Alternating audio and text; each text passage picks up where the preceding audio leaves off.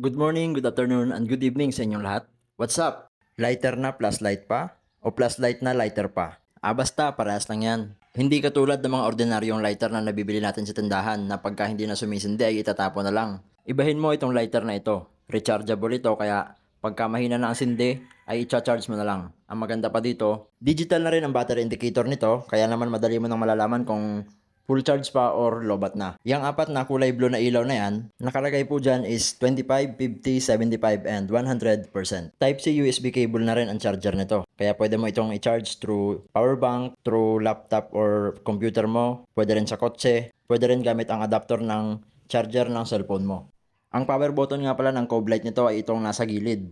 Meron nga palang 3 light modes itong Cove Light nito.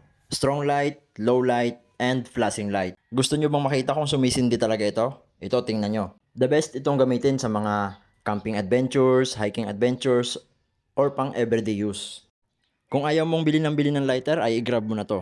I-check mo na yung yellow basket and mag-check out ka na. Kung wala ka pa naman budget, ay mag-add to cart ka muna.